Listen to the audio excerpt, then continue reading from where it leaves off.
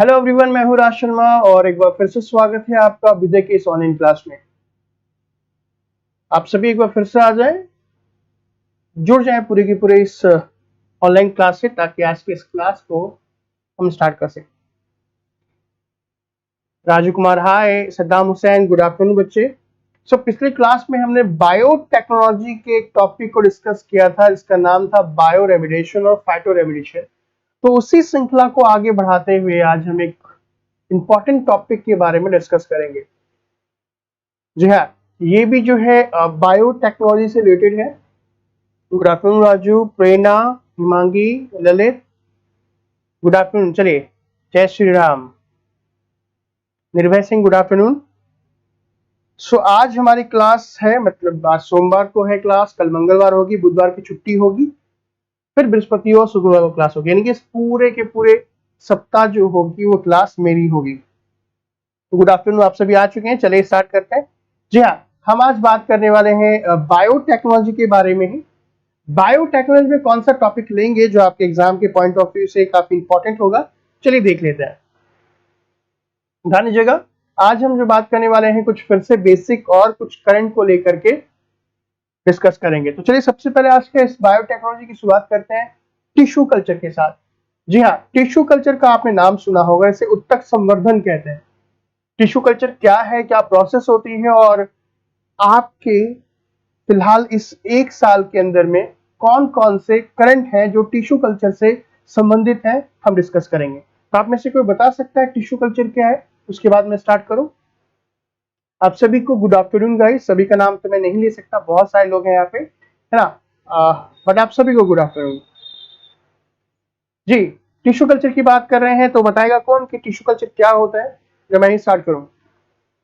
चलिए मैं बता देता हूं कि टिश्यू कल्चर बेसिकली क्या है। टिश्यू कल्चर की जो हम बात करें गाइस, तो हम बोल सकते हैं कि उत्तक संवर्धन एक ऐसा माध्यम है जिसके अंतर्गत हम किसी भी पौधे के एक छोटे से भाग को लेकर के एक नियंत्रित माध्यम में एक निश्चित दाब तथा ताप में नई कोशिकाओं को उगाने की एक प्रक्रिया है। व्हाट इज टिश्यू कल्चर, मैं वही बता रहा हूं भास्कर, ध्यान दीजिएगा। टिश्यू कल्चर क्या है कि एक ऐसी प्रक्रिया जिसमें किसी भी कोशिका को या किसी भी उत्तक को लेकर के एक निश्चित ताप तथा दाब और एक निश्चित एक माध्यम में उचित हार्मोन और एंजाइम्स को डाल करके नए पौधे को उगाने की एक प्रक्रिया है। Gaurav, a method of biological research in which fermented tissue from animal plant art. बिल्कुल सही कहा है आपने, मैं भी वही बता रहा हूं। ध्यान दीजिएगा गाइस कि इसमें इस प्रोसेस की जब हम बात करें तो टिश्यू कल्चर के प्रोसेस में सबसे इंपॉर्टेंट होता है मीडियम, यानी कि कल्चर सॉल्यूशन बोल सकते हो, सबसे इंपॉर्टेंट होता है। मैं आप जितने भी लोग यहाँ पे नए हैं आप परेशान ना होंगे, मैं बिल्कुल बहुत अच्छे तरीके से आपको बताऊंगा। माध्यम की आवश्यकता होती है और ये जो माध्यम है इसी में जो है जो नया पौधा होता है वो ग्रो करता है, आया समझ में। और ये जो पौधा है जो ग्रो करने वाला है, यानी कि इस माध्यम की बात करें तो इस माध्यम, ये जो माध्यम होता है, ठीक है, ये एक जेली लाइक स्ट्रक्चर होता है जिसे अगर कहा जाता है। जेली लाइक स्ट्रक्चर का मतलब होता है, मुस्कान हेलो गुड आफ्टरनून बच्चे, ठीक है, जो माध्यम होता है वो क्या होता है, एक जेली नुमा एक संरचना होती है जिसे हम अगर कहते हैं। अब ये आखिर क्या है एक बार देखो, इस पूरे प्रोसेस की बात करेंगे और कौन कौन सा इसमें मतलब बेनिफिशियल है या फिर कौन कौन सी तकनीक अभी आई है इसमें, वो भी डिस्कस करेंगे। देखो, ये जो जेली लाइक स्ट्रक्चर होता है जिसको मैंने आपको बताया, ये बेसिकली या तो आप इसको सेमी सॉलिड बोल सकते हो, ठीक है, सेमी सॉलिड ही बोलेंगे, मतलब अर्ध पारगम्य बोल सकते हो। इसके अंतर्गत हम इसमें कुछ बहुत महत्वपूर्ण पौधे के हार्मोन्स को इंक्लूड करते हैं। इसी के अंदर में हार्मोन के अलावा कुछ एंजाइम्स भी होते हैं, कुछ ग्लूकोज भी होते हैं, जिससे वो जो पौधा है वो क्या हो सके, वो अच्छे तरीके से ग्रो कर सके। देखो, टिश्यू कल्चर टर्म्स की बात करें, टिश्यू कल्चर का जो नाम दिया था, ध्यान दीजिएगा, वो अमेरिकन पैथोलॉजिस्ट मॉन्ट्रोस थॉमस बोरो ने दिया था। ये क्वेश्चन कभी कभी आपके पेपर में आ भी सकता है, ठीक है। तो टिश्यू कल्चर का जो वर्ड है वो किसने किया था, अमेरिकन पैथोलॉजिस्ट जो है उन्होंने जो है इस वर्ड को दिया था। अभी ध्यान दीजिएगा, ये जो भी मैंने आपको बातें बताई उनका इसमें कोई मतलब नहीं है जब तक आपको प्रॉपर तरीके से समझ में ना आए। देखो देखो मैं आपको पूरी तरह अच्छे तरीके से समझा ही देता हूं। जैसे कि मैंने यहां पे मैंने एक प्लांट ले लिया, देखो ये एक पौधा ले लिया मानो,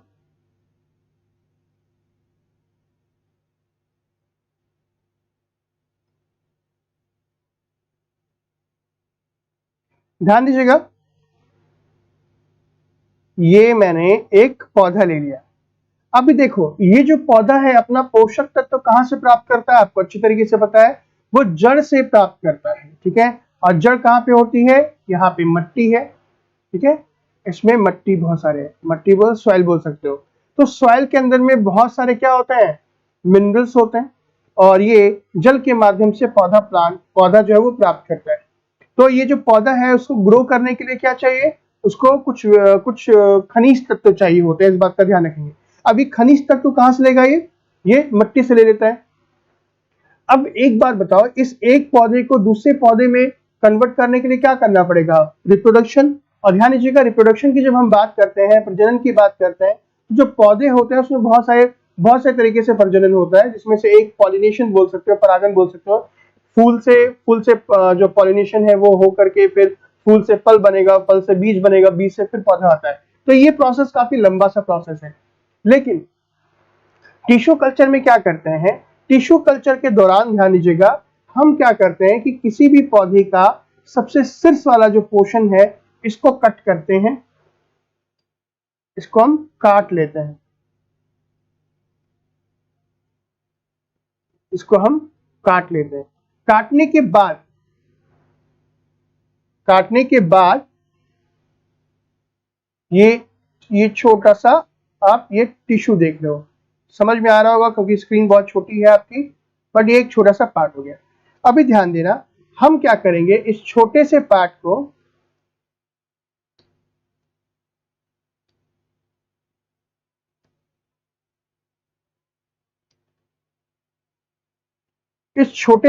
को हम एक बीकर में लेते हैं,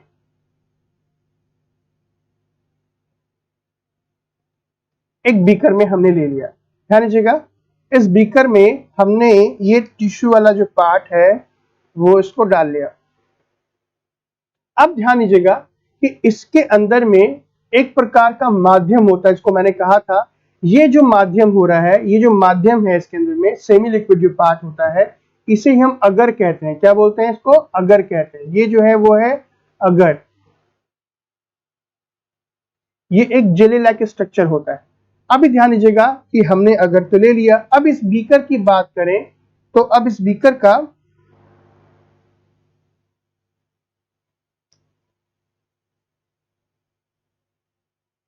ताप और दाब, इसका ताप और दाब, ये दोनों टेम्परेचर और प्रेशर, हम दोनों क्या करते हैं, इसको मेंटेन करते हैं। मेंटेन करने के बाद अब इसके अंदर में हम कुछ हार्मोन्स डालेंगे। अब ये हार्मोन्स प्लांट वाले हार्मोन्स होंगे, इस बात का ध्यान रखिएगा। दूसरा, इसमें कुछ हम एंजाइम डालेंगे।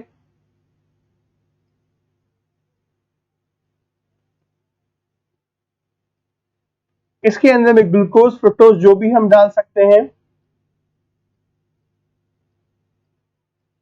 इसी के अंदर में हम कुछ मिनरल्स डालेंगे।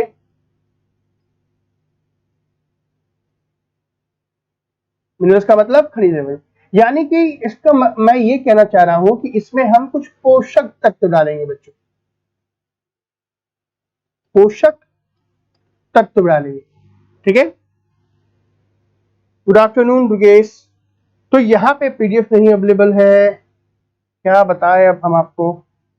अब ध्यान दीजिएगा कि हमने क्या किया, एक बीकर के अंदर में इस टिश्यू को लेके डाला, इसमें कुछ हार्मोन्स डाला, पोषक तत्व डाले, इसका ताप और दाब नियंत्रित कर दिया। अब क्या होगा कि ये जो आप देख रहे हो, जो हमने टिश्यू को डाला था, वो टिश्यू जो होगा ये धीरे धीरे एक अनियंत्रित संरचना में परिवर्तित हो जाएगा। अनियंत्रित का मतलब कैलस बोलते हैं इसको, हम क्या बोलते हैं, कैलस। ये एक प्रकार के अनियंत्रित शेप में चेंज हो गया। फिर इसके अंदर क्या करेंगे, हम पोषक तत्व डालेंगे। फिर कुछ दिनों के बाद ही इसके अंदर में से कुछ रूट्स और शूट्स नजर आने स्टार्ट हो जाएंगे। रूट्स और शूट्स किसे कहते हैं, सिर्फ ऊपर वाले को हम शूट्स कहेंगे और नीचे वाले को हम शूट्स कहेंगे। अब धीरे धीरे आगे जाकर के ये और आगे कन्वर्ट हो जाएगा, यानी कि इसके रूट्स और शूट्स को हम अलग अलग कर लेंगे। इसके रूट्स और शूट्स को हम अलग कर लेंगे। ये मान लो इसके रूट्स हैं और इसके शूट्स हैं, ध्यान दीजिएगा, ये हम अलग कर लेंगे। मतलब आप कह सकते हो इसके अंदर में छोटे छोटे पौधे नजर आने लगेंगे। प्रॉपर नोट्स बना रहा हूं, बहुत अच्छी बात है बच्चे, ध्यान रखिएगा। मैं आपको टिश्यू कल्चर बता रहा हूं पूरा प्रोसेस। अभी टिश्यू कल्चर इसलिए बता रहा हूं कि अभी जब मैं आपको आगे बताऊंगा, जैसे अभी सिंगापुर लैब कल्चर मीट को जो है मंजूरी मिल गई है। अब वो क्या है मैं आपको आगे बताता हूं ना। टिश्यू कल्चर से संबंधित आए दिन आपके पेपर में बहुत सारे करंट्स होते हैं। इसको आप क्या कर सकते हो, अपने नोट्स में डाल सकते हो, क्योंकि एग्जाम के पॉइंट ऑफ व्यू से काफी इंपॉर्टेंट है। मैं फिर से कह रहा हूं कि एक पौधा लिया हमने, एक पौधे को लेने के बाद हमने उसे एक बीकर में डाला। बीकर में डालने के बाद इसके अंदर में हमने एक जेली लाइक स्ट्रक्चर डाल दिया। क्या डाल दिया, एक जेली नुमा पदार्थ डाल दिया जिसे हमने अगर कहा। और इस जेली का जो ताप और दाब है, प्रेशर, और इसका प्रेशर बोल सकते हो और इसका टेम्परेचर बोल सकते हो, हमने कंट्रोल कर लिया। अब इसमें हमने हार्मोन डाला, एंजाइम डाले, ग्लूकोज डाला, कुछ मिनरल डाले, यानी कि कुछ पोषक तत्व डाल दिए, ताकि इसकी जो टिश्यू है वो धीरे धीरे विकसित होने लगे। विकसित होने के बाद ये एक प्रकार की एक ऐसी कोशिका के रूप में परिवर्तित हो जाएगी जिसका कोई शेप नहीं होगा, जिसे कैलस कहेंगे। क्या कहेंगे, कैलस कहेंगे। ये कैलस आगे जाके परिवर्तित हो जाता है, और परिवर्तित होने के बाद इसमें छोटे छोटे सिर्स, मतलब छोटे छोटे जड़े, और छोटे छोटे ऊपर क्या निकलने लगती है, सूट्स निकलने लगती हैं। अब ये सूट्स क्या होता है, देखो मैं आपको बताऊं। आपने चना देखा होगा, जब चना को आप अंकुरित करते हो बच्चों, तो अंकुरित करने के बाद देखा होगा कि चना से ऊपर में कुछ और निकलता है ना, एक ऊपर से एक पौधे टाइप का निकलने लगता है, और उसकी जड़ भी निकलने लगती है।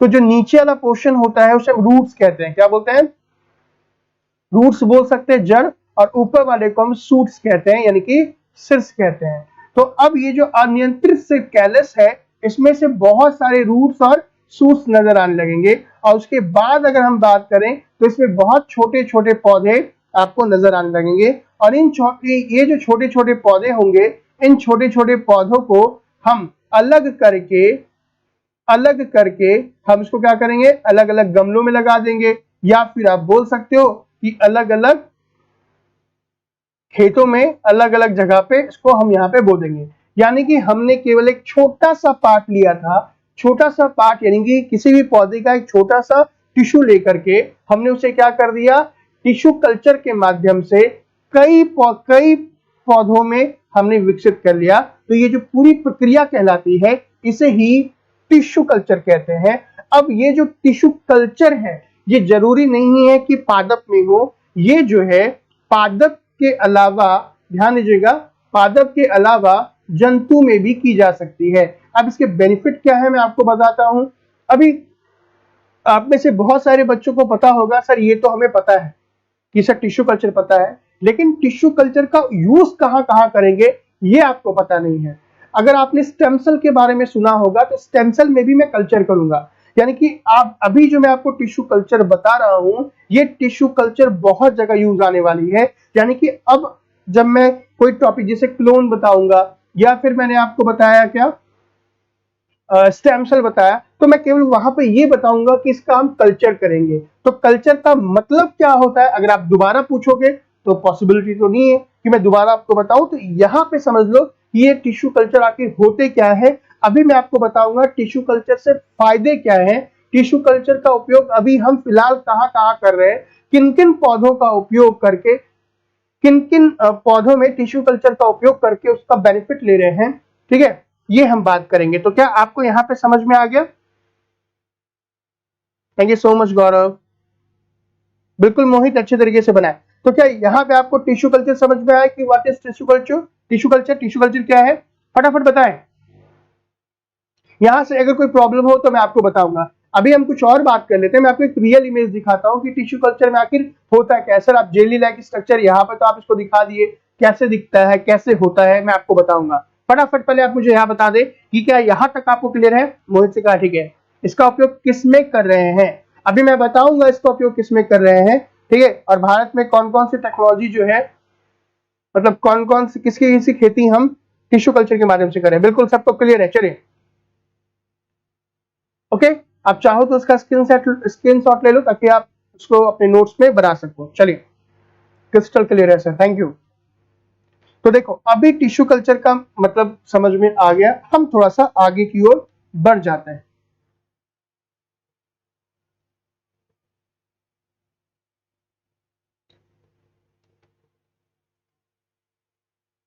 अभी देखो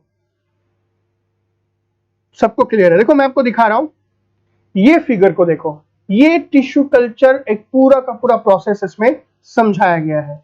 अब ये जो पहला प्रोसेस, सबसे पहला प्रोसेस ये वाला प्रोसेस है। देखो एक बीकर ले लिया हमने, इस बीकर में देख रहे हो पानी जैसा तरल पदार्थ है। ये तरल पदार्थ बेसिकली क्या है, इसी को हम जेली जैसा, जेली नुमा पदार्थ कह सकते हैं, और इसी को हम अगर कहते हैं। क्या बोलते हैं, अगर। अब हुआ क्या कि जेलीनुमा पदार्थ में ये हमने एक टिश्यू को डाल दिया, ये उत्तक है, ध्यान दीजिएगा क्या है, ये एक उत्तक है। किसी भी पौधे का उत्तक ले सकते हैं।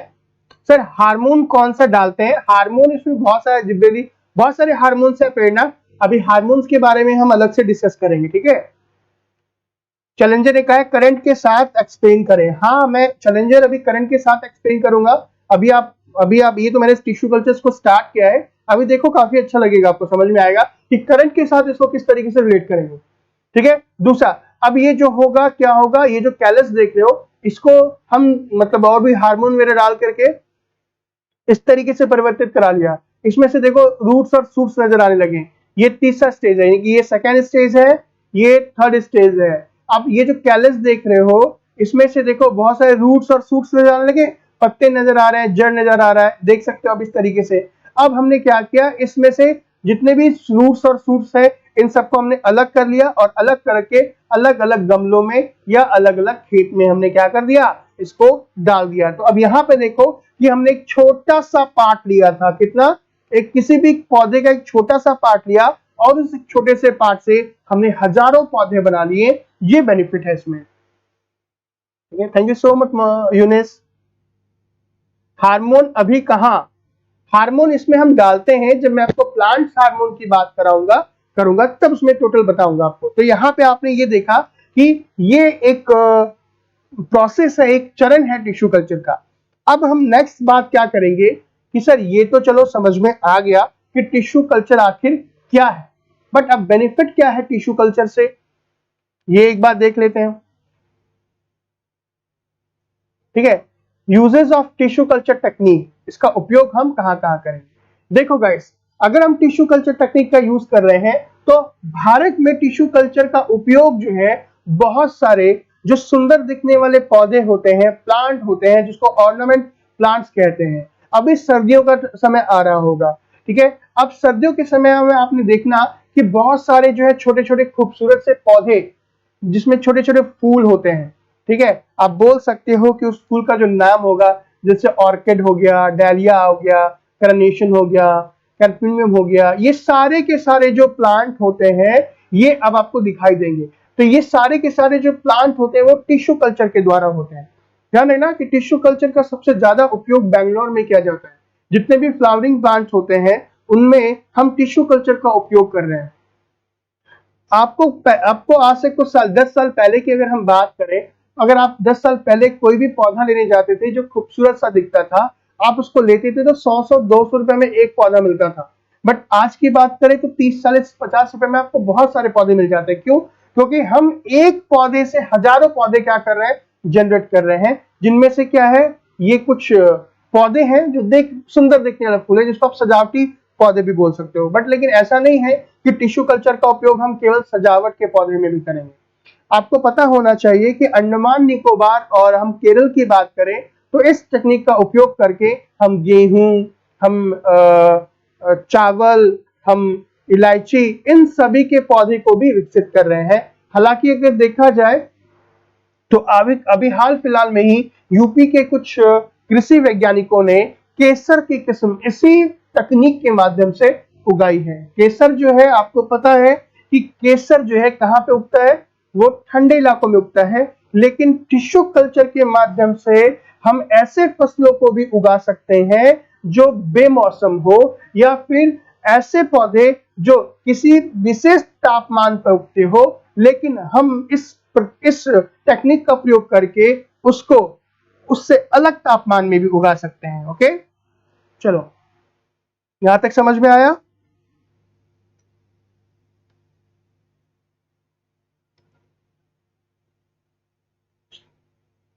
अब एडवांटेज क्या है टिश्यू कल्चर का, एक बार इसे देख लेते हैं। भाई सबसे ज्यादा इंपॉर्टेंट तो एडवांटेज है। एडवांटेज क्या है इस टिश्यू कल्चर का?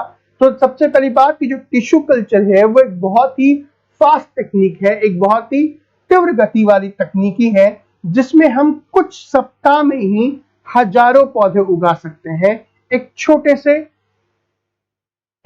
से टिश्यू से। क्लियर है?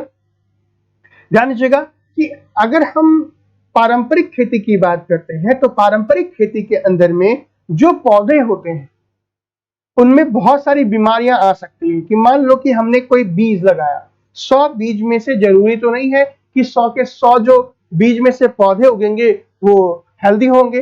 हो सकता है कि उस बीज में कोई बीमारी हो, आनुवंशिक बीमारी हो। तो जो पारंपरिक खेती होती है बीजों के द्वारा, उसमें बहुत सारी बीमारियां भी आने की संभावना होती है। लेकिन अगर हम बात करें कि टिश्यू कल्चर वाले पौधे, तो भाई टिश्यू कल्चर अगर हम करेंगे तो ऑब्वियसली हम जिस टिश्यू को लेंगे वो बीमारी से मुक्त होगी। तो टिश्यू कल्चर के द्वारा जो उत्पादित पौधे होंगे वो रोग मुक्त होंगे, जो सबसे बेनिफिशियल है। ठीक है, हाँ बिल्कुल बोल सकते हो, ब्लैक राइस पर भी हो सकता है ये एक्सपेरिमेंट, ये सभी पे भी हो सकता है। टिश्यू कल्चर की जब हम बात करें गाइस, तो ध्यान रखना कि हम एक साल में हम बहुत सारे पौधे उगा सकते हैं। इनफैक्ट अगर कोई चीज का सीजन नहीं है तो भी बिना सीजन के भी हम टिश्यू कल्चर के द्वारा उस पौधे को, उस फसल को या उस फलों को उगा सकते हैं। ये टिश्यू कल्चर का एक सबसे एडवांटेज है। और मान लो कि कोई ऐसा जगह जहां बाढ़ पीड़ित है या सूखा पड़ चुका है, ठीक है, हम वहां पर भी टिश्यू कल्चर के द्वारा पौधे को उगा सकते हैं। और जरूरी नहीं है कि टिश्यू कल्चर करने के लिए हमें बहुत बड़े जगह की आवश्यकता हो। टिश्यू कल्चर करने के लिए हमें बहुत छोटे जगह की आवश्यकता होती है। इनफैक्ट एक छोटे कमरे में भी हम टिश्यू कल्चर तकनीक का उपयोग करके पौधे को उगा सकते हैं। हाँ, लेकिन उस पौधे को वापस ग्रो करने के लिए हमें जगह चाहिए, हमें खेत चाहिए। मशरूम में भी इस तकनीक का उपयोग करते हैं क्या? देखो, टिश्यू कल्चर का उपयोग पौधे और जंतु किसी में भी कर सकते हैं। तो टिश्यू कल्चर मशरूम की बात की जाए तो हाँ, मैं ये कहूंगा कि मशरूम की खेती में भी टिश्यू कल्चर का उपयोग किया जा रहा है। और ऐसे मशरूम जो केवल और केवल हिमालय की वादियों में पाए जाते हैं, उनका उपयोग हम आजकल, मतलब उस विशेष प्रकार के मशरूम का उपयोग हम टिश्यू कल्चर में भी कर रहे हैं। और अच्छे किस्म के मशरूम को उगा करके जो भी हमारी नीड्स है उनको पूरा कर रहे हैं। गाइस, अगर हम बात करें कि इसके द्वारा हम न्यू वैरायटीज को भी हम मार्केट में ला सकते हैं, या अगर हम बोल सकते हैं कि मान लीजिए कि मार्केट में अभी डिमांड है गेहूं की, तो हम गेहूं उगा लेंगे। मार्केट में डिमांड है आपके ब्लैक राइस की, तो ब्लैक राइस कर लेंगे। या फिर किसी विशेष प्रकार के फल की अगर डिमांड है तो टिश्यू कल्चर के द्वारा हम अगर मान लो कि मानव को जिस भी क्रॉप्स की आवश्यकता होगी, जिस भी फसल की आवश्यकता होगी, जिस भी फल की आवश्यकता होगी, टिश्यू कल्चर के द्वारा हम उसे बना सकते हैं। और ये टिश्यू कल्चर की बात करें तो ये आलू के उद्योग में सबसे बेनिफिशियल है। आपको ये पता होगा कि जो भी आलू होता है, ठीक है, आलू के बीज को हमारे किसान भाई संभाल के रखते हैं। क्यों? क्योंकि आलू के बीज से ही वापस आलू उगाया जाता है अगले साल के लिए। तो अब मान लो कि कुछ आलू के बीज को हमने, है ना, स्टोर कर दिया कोल्ड स्टोरेज में, लेकिन आपको ये तो पता होगा कि आलू अगर इतने महीनों तक रहेगा तो कहीं ना कहीं वो सड़ेगा, उसमें वायरस आ सकते हैं, उसमें फंगस आ सकता है, बैक्टीरिया लग सकता है। तो कहीं ना कहीं फिर वो बैक्टीरिया या फिर वो जो फंगस वाला आलू है वो प्रॉपर तरीके से सही फसल नहीं देगा। तो कहीं ना कहीं टिश्यू कल्चर के माध्यम से ये जो आलू के बीज को रखने की प्रथा है वो भी पूरी तरीके से खत्म हो जाएगी। हम जब चाहे तब आलू को उगा सकते हैं। Thank you so much Jyoti Sharma. कोशिश करता हूं कि अच्छे तरीके से समझ में आए। ये तो चलो फिर भी मैं आपको बहुत क्या कर रहा हूं, अभी मैं टिश्यू कल्चर बता रहा हूं, इसको इंटरलिंक कैसे करना है आपके करंट से वो भी देखेंगे। सो गाइस हम कह सकते हैं कि टिश्यू कल्चर एक ऐसी टेक्निक है जो जीन के ट्रांसफॉर्मेशन में काफी मदद करती है। तो अभी हमने केवल और केवल किसकी बात करी, टिश्यू कल्चर की बात करी। तो टिश्यू कल्चर क्या है, इसका प्रोसेस क्या है, इसके बेनिफिट्स क्या है, ठीक है, ये अगर समझ में आ गया तो आप मुझे बताएं, मैं भी आगे बढ़ूंगा करंट में कि आपको टिश्यू कल्चर से संबंधित करंट को किस तरीके से अपने नोट्स में क्या करना है, इंक्लूड करना है। क्योंकि टिश्यू कल्चर आपके यूपीएससी में पूछा जा चुका है, आपके पीसीएस में भी पूछा जा चुका है, लेकिन अब क्योंकि हम प्री की बात कर रहे हैं तो क्या क्वेश्चन ये वापस आ सकता है। तो करंट से रिलेटेड जो टॉपिक होंगे टिश्यू कल्चर से वो आपके पेपर में पूछे जा सकते हैं, कथन या कारक वाले क्वेश्चन पूछे जा सकते हैं। टिश्यू कल्चर में मेन पौधे से क्या लेते हैं, टिश्यू कल्चर में मेन पौधे से जो अग्र वाला भाग होता है, एपिकल मेरिस्टेम कहते हैं उसे, सबसे शीर्ष वाला भाग वो लिया जाता है।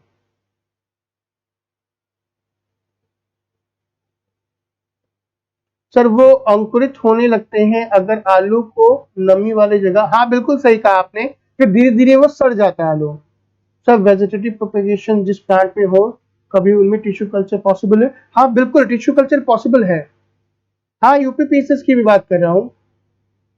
मोहित इसके डिसएडवांटेज की बात क्या होगा, देखो अभी डिसएडवांटेज की बात करें तो इसमें डिसएडवांटेज नहीं है।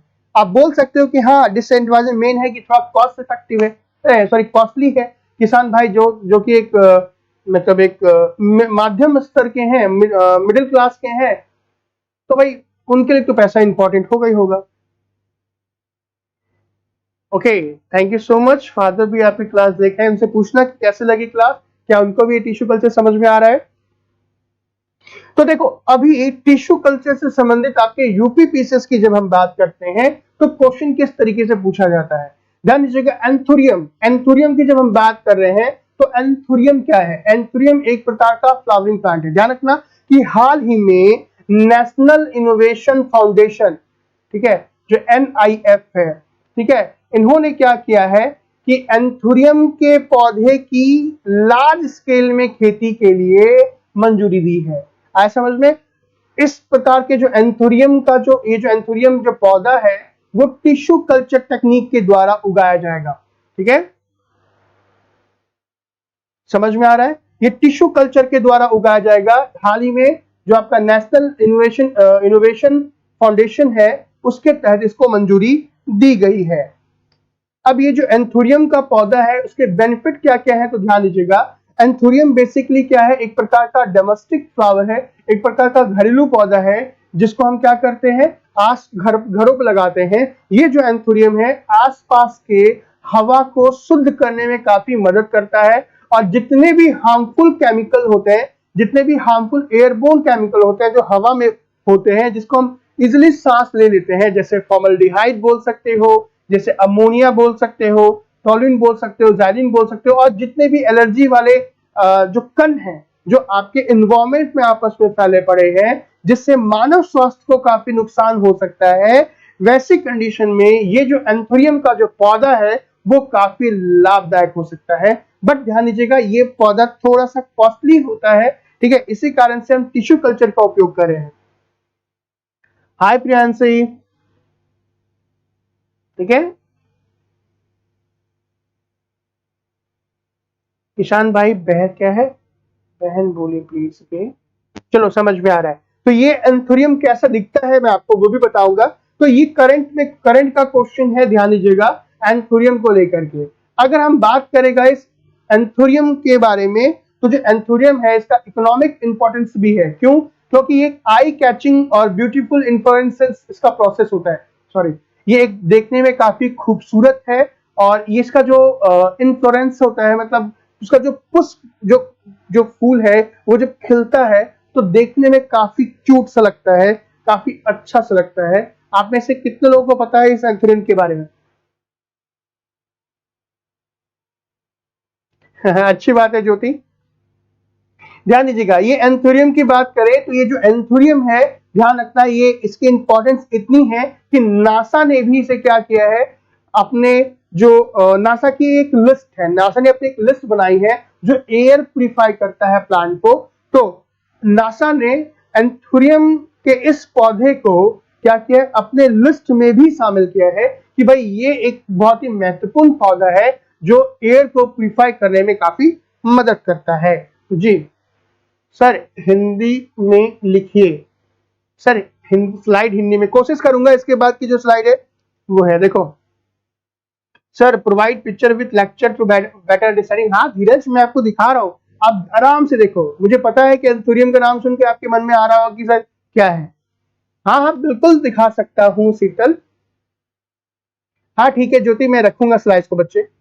सर पिक नहीं है, पिक है, देखो मैंने सोचा कि पहले एक बार सस्पेंस क्रिएट कर लूं। हाँ ललित, मैं कोशिश करूंगा हिंदी में भी बच्चे। तो देखो ये रहा एंथोरियम, आपने देखा होगा ये थोड़ा कॉस्टली होता है, इसके बहुत सारे कलर वेराइटीज होते हैं, देख रहे हो। ये है एंथोरियम का पौधा, देखने में काफी खूबसूरत होता है। अगर आप चाहो तो इसे ऑनलाइन भी मंगा सकते हो, है कि नहीं। देखो ये कहाँ मिलेगा, वैसे देखो अगर इसकी, ये ठंडे इलाकों में ज्यादा मिलता है। अगर आप इधर नॉर्थ ईस्ट के पास जाओगे या कश्मीर की साइड के पास जाओगे तो ये पौधा आपको मिलेगा। हालांकि अगर आप चाहे तो इसे क्या कर सकते हो, ऑनलाइन भी परचेज कर सकते हो। ये काफी खूबसूरत होता है और इसका समय अभी है। अगर आप सभी दिल्ली में रहते हैं तो अगर आपने राष्ट्रपति भवन गया होगा, मुगल गार्डन, तो जाके देखना ये सारे पौधे हैं वहां पे। क्लियर है। तो एक करंट हमने टिश्यू कल्चर से किया।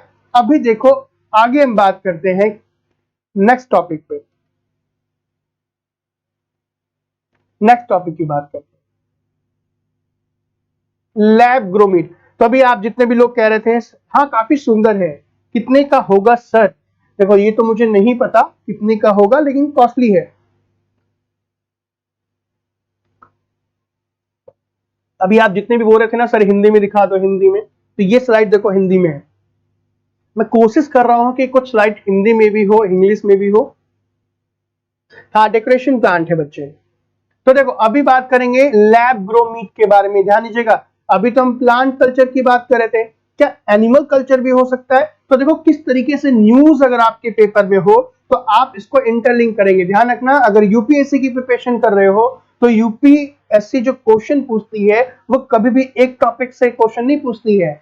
आप सोचोगे कि कोई भी नोट्स आपके पास हो और टू द पॉइंट आ जाए, तो नहीं। ध्यान रखना, हमेशा यूपीएससी क्या करती है, बिलो द लाइन और अबव द लाइन पूछती है, यानी कि लाइन के ऊपर और लाइन के नीचे से क्वेश्चन वो पूछती है। इसलिए बेटर अंडरस्टैंडिंग की होना बहुत जरूरी है। अगर आप कोई जैसे भी लैब ग्रो मीट की बात कर रहे हैं तो लैब ग्रो मीट में बार बार कल्चर्ड मीट आएगा, कल्चर्ड मीट। अब कल्चर्ड मीट जिन्होंने कल्चर नहीं पढ़ा है तो समझ भी नहीं आएगा, लेकिन हाँ जो लोग पहली बार आज मेरी क्लास देख रहे हैं तो वो अब मैं जो ये लैब ग्रो मीट बताऊंगा या कल्चर मीट बताऊंगा, अब समझ में इनको बिल्कुल आएगा कि सर कल्चर का मतलब क्या होता है।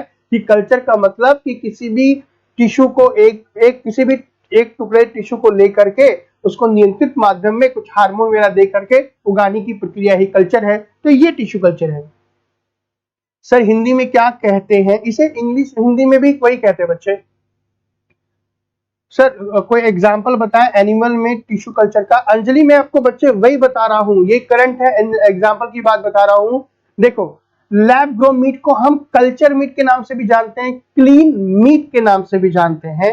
सो गाइस अभी फिलहाल कल्चर मीट को जो है सिंगापुर खाद्य agency, Singapore food agency SFA द्वारा प्रयोगशाला में उत्पादित मांस उत्पादकों को बिक्री के लिए स्वीकृति प्रदान की गई है। ध्यान रखना, सिंगापुर फूड एजेंसी क्या किया है, देश का पहला बोल सकते हो, देश का नहीं पूरे विश्व का पहला है जिन्होंने क्या किया है, सिंगापुर ने क्या किया है, जो कल्चर्ड मीट होता है या लैब के अंदर जो ग्रो मीट किया है उसको उत्पादित, उसको मतलब बेचने के लिए मंजूरी प्रदान कर दी गई है। ध्यान दीजिएगा, अभी जो लैब ग्रो मीट का मतलब क्या होगा, अब इस लैब ग्रो मीट को आप लैब का मतलब क्या हो गया, एक प्रयोगशाला में मीट बनाया हमने, इसे आप लैब ग्रो मीट भी बोल सकते हो, इसे आप कल्चर्ड मीट भी बोल सकते हो। कल्चर भी बताया ना, टिश्यू कल्चर, सेम वही है, कल्चर मीट है। जैसे अंजलि ने पूछा कोई एग्जांपल बताया एनिमल टिश्यू का, तो ये बता रहा हूं, जो चिकन है ना, चिकन जो खाते हो, उन्होंने इसी को उगाया है, मतलब लैब में बनाया है। गाइस, संयुक्त राष्ट्र के खाद्य और कृषि संगठन, food and agriculture organisation FAO द्वारा जून 2020 में जारी की गई खाद्य आउटलुक रिपोर्ट के अनुसार मांस के वैश्विक उत्पादन में 333 मिलियन टन की कमी आने की संभावना है, जो कि वर्ष 2019 की तुलना में 1.7% कम होगी। अभी देखो क्या हो, बताता हूं क्या है गाइस।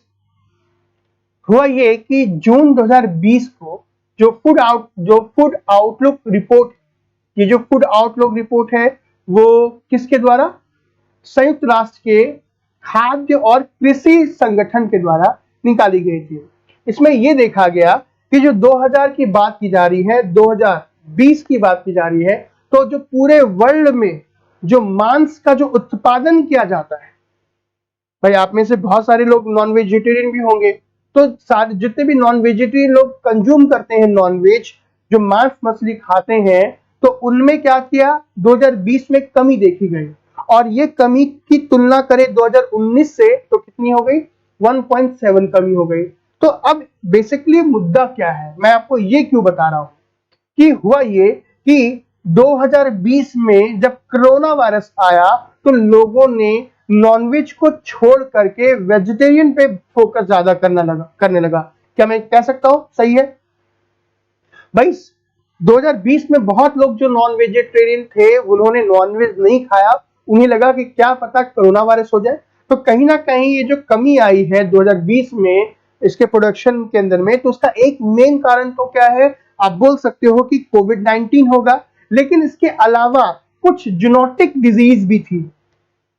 जेनेटिक डिजीज किसे कहते हैं, कोई बताएगा? अगर नहीं बता पाया तो मैं बताऊंगा। इसमें से कुछ जेनेटिक डिजीज भी थी, जिसके एग्जाम्पल की बात करें, खासकर कौन कौन सा, अफ्रीकी स्वाइन फीवर। ये अफ्रीकी स्वाइन फीवर क्या है वो मैं आपको बताऊंगा, ठीक है। और उच्च रोगजनक पक्षियों, मतलब जो भी आपका हाईली जो पैथोजेनिक एवियन इन्फ्लुएंजा है ना, उसके कारण भी जो है मांस के उत्पादन में कमी हुई। ध्यान दीजिएगा कि 2020 के अंदर में जो मांस की जो उत्पादकता है वो कम क्यों हुई? पहला कारण तो क्या था, उसका कोविड-19 जिसके डर से। दूसरा, कुछ जेनेटिक डिजीज भी थी। जेनेटिक डिजीज बताएंगे, हाँ बिल्कुल, डर बोल सकते हो। Lab grow meat is vegan और नॉट, हाँ बिल्कुल बच्चे, बता रहा हूं अभी प्रॉपर तरीके से, देखो तो सही। एनिमल टू ह्यूमन, क्या बात है, बिल्कुल सही कहा, अर्पण ने कहा है, धीरज ने कहा है, चलंजन ने, ठीक है। ऐसा जानवरों में जो रोग होता है क्या नहीं रहते, ध्यान रखना। जेनेटिक डिजीज उस डिजीज को कहते हैं जो बीमारी जानवर से मनुष्यों में पहुंचती है, उसे हम क्या कहते हैं, जेनेटिक डिजीज कहते हैं। जैसे आप इबोला ले सकते हो, जैसे आप अफ्रीकन स्वाइन फीवर ले सकते हो, जो जानवरों से किसमें होती है, मनुष्यों में होती है। तो गाइस, इसका मतलब ये कारण था कि 2020 के अंदर में मांस की उत्पादकता कम, क्योंकि लोग खाएंगे नहीं तो उत्पादन क्यों होगा। अभी ध्यान दीजिएगा, बिल्कुल सही कहा है, genetic disease refer from animal to human beings, बिल्कुल सही मोल। अभी ध्यान देना कि गाइस, अब ये जो लैब ग्रो मीट की जब हम बात करें, तो ये जो लैब ग्रो मीट है वो वैकल्पिक मांस उद्योग के लिए एक अच्छा अवसर है। मतलब आप बोल सकते हो कि अभी हम मांस पे किस पे फोकस होता है, किसी न किसी जानवर पे। तो जानवर के अलावा अगर हम लैब मीट को बना लेंगे तो ये एक प्रकार का क्या बोल सकते हो, अल्टरनेटिव मीट इंडस्ट्री तो बोल सकते हो कि भाई जो नॉर्मल मीट खा रहे हैं वो भी सही है और जो लैब में जो मीट बना है वो भी सही है। अब एक चीज मुझे बताओ, एक चीज बताओ कि जो नॉर्मल मीट हम मार्केट से लेके खाते हैं और जो हम लैब में जो मीट लेंगे, तो दोनों में बेनिफिशियल कौन होगा, सबसे बेनिफिशियल कौन सा मीट होगा, अच्छा मीट कौन सा होगा? इसका आंसर आप दीजिएगा, इसका आंसर आप दीजिएगा, तभी मैं आगे बढ़ाऊंगा। सर, सिंगापुर में बनाया गया लैब मीट नहीं सचिन, सिंगापुर में बनाया गया लैब मीट नहीं है। सिंगापुर ने सबसे पहला अप्रूव किया है कि लैब मीट को आप बिक्री कर सकते हैं। वैसे तो लैब मीट बहुत लोग बनाते हैं, कौन कौन बना रहे मैं आपको बताऊंगा। सर ह्यूमन से एनिमल स्प्रेड डिजीज का क्या नाम है? ह्यूमन से एनिमल में बहुत कम होता है बच्चे, ह्यूमन से एनिमल में बहुत कम होता है। मार्केट का, ओके मार्केट का अच्छा होगा, लैब वाला, लैब वाला। अच्छा ठीक है, चलो हम एक बार देख लेते हैं कि कौन सा मीट सबसे अच्छा है, क्योंकि किस तरीके से करेंगे। देखो अब एक चीज यहाँ पे और देखो कि हाउ इज लैब और cultured meat different from plant based meat. अब वनस्पति मीट भी होता है और प्लांट मीट भी होता है, ठीक है। अब भाई जो शाकाहारी है वो वनस्पति मीट खाएंगे। देखो यहाँ पे हाउ इज लैब ग्रो, मैंने कहा ना लैब ग्रो मीट, और या कल्चर्ड मीट की बात करते हैं तो बहुत सारे पेपर में द हिंदू की बात करें तो उसमें लिखा था कि cultured meat approve by Singapore lab. तो अब यहाँ पे कल्चर का मतलब आपको समझ में आ गया। अभी जो मैंने टिश्यू कल्चर बताया वही है आपका कल्चर मीट। क्लियर है? ओके आप में से बहुत लोगों को कंफ्यूजन है कि सर मार्केट वाला और ओके ओरिजिनल ओरिजिनल ही रहेगा, नेचुरल मीट अच्छा होता है, एनिमल मार्केट, ठीक है। चलो मैं आपको बताता हूं अच्छे तरीके से आप इसको क्या कर पाओगे, मतलब अंडरस्टैंड कर पाओगे कि दोनों में क्या अंतर है। पहले बात तो देखो कि भाई प्लांट बेस्ड मीट की बात करें और किसकी बात कर रहे हैं, जो वनस्पति मीट, उन दोनों में क्या अंतर होता है।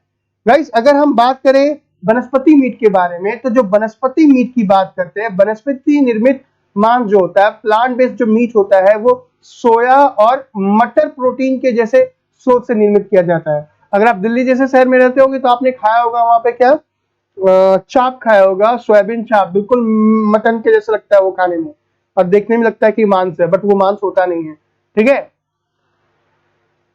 अभी देखो जबकि अगर हम बात करें कि जो जो कल्चर मीट होता है, जो कल्चर मीट होता है वो प्रयोगशाला में सीधे कोशिकाओं से उगाया जाता है, यानी कि सिंगल सेल एक ले लिया, एक सेल को हमने क्या किया कल्चर कर लिया, जिसमें से बहुत सारे टिश्यूज बना लिए, बहुत टिश्यूज बना के हम क्या कर दिया उसको एक मांस का टुकड़ा बना दिया। वैसे मैं आपको बता दूं ऐसा नहीं है कि लैब में अगर मान लो कि जो लैब मीट जो कल्चर मीट की बात कर रहे हैं तो वो मुर्गा का मुर्गा होगा, नहीं, उसके कुछ पार्ट्स को उगाया जाता है, मतलब कि जो भी टिश्यू जहां से लेंगे वो पार्ट थोड़ा सा बन जाता है। और हाँ खाने में दोनों बिल्कुल अलग है, ऐसा नहीं होगा कि भाई जो लैब मीट होगा जो नॉर्मल मीट होता है बिल्कुल वैसा लगेगा।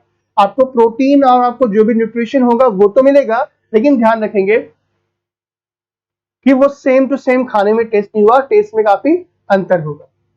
लेकिन बेनिफिशियल कौन है वो तो मैं आपको बताऊंगा।